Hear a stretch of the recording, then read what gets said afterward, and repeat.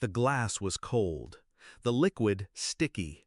It slid down my dress in slow motion while laughter filled the room. Her laughter, my niece smirking, hand still dangling from the accident. She leaned in, voice sharp enough to cut. "Now you look as cheap as you really are." The room froze. Forks hovered mid-air. My mother broke the silence with a sigh and a verdict. "She's young. Don't make a scene. You probably provoked her." Then she turned to my niece, her lips curved into a smile reserved only for the golden child. "It's fine, sweetheart, fine. On my birthday, fine." As the stain spread across the one thing I had allowed myself to wear, the one thing I bought without guilt. Fine, while my mother's eyes cut into me with the same silent accusation they always carried. Lesser, disposable, replaceable. I said nothing. I didn't cry. I smiled, because they had no idea the cost of what they had just done. It wasn't always this way. I used to believe family was armor. My sister and I grew up in the same bedroom, whispering secrets past midnight, plotting futures where nothing could divide us. But money did. It always does. She married rich. I built my life brick by brick. And when cracks showed in her perfect marriage, she leaned on me. I co-signed cards. I fronted bills. I became the safety net she never admitted to needing. Her daughter grew up watching that imbalance, watching her mother lean and me carry. And in her spoiled little head, it twisted into superiority. So, when that drink hit me, it wasn't just soda. It was years of disdain, years of being the invisible backbone. The betrayal wasn't sudden, it was steady, little things. My niece borrowing my jewelry and never returning it. My sister brushing off debt like lint from her designer coat. My mother's voice always excusing them, never me.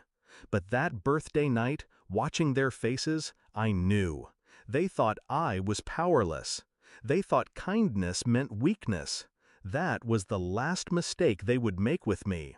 I waited until the house was silent, the laughter gone, the wine glasses abandoned, and I sat at my desk, calm as stone. 2 clicks. That's all it took to sever my sister's credit lifeline. Years of covering for her had given me access she'd long forgotten about. The card was in both our names, a temporary favor that became permanent. She hadn't paid a single cent. I froze it with one keystroke. Then I went further. Her daughter's car, the shiny, overpriced toy she flaunted like a crown. I wasn't on the title, no, but I was on the loan. She was underage when she got it, so I signed. My name, my responsibility.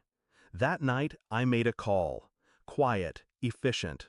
By morning, at 7:50 sharp, a tow truck rolled down their street and lifted the car away.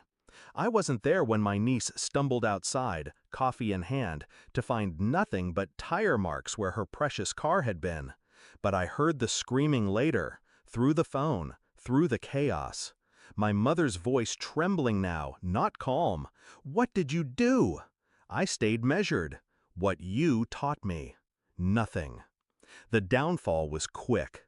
Without the credit card, my sister's fragile image cracked. Bills bounced. Her husband, the man who once adored her shopping sprees, saw the mess she had buried under glossy lies. Without the car, her daughter was grounded. No more parties, no more sneering selfies in leather seats. Suddenly, she was ordinary, and ordinary burned her worse than any drink she could throw at me. The confrontation came days later, my sister pounding at my door, eyes wild. "You ruined us!" I didn't flinch. I stopped saving you. My mother tried too, calling, pleading, demanding. But her words held no weight anymore.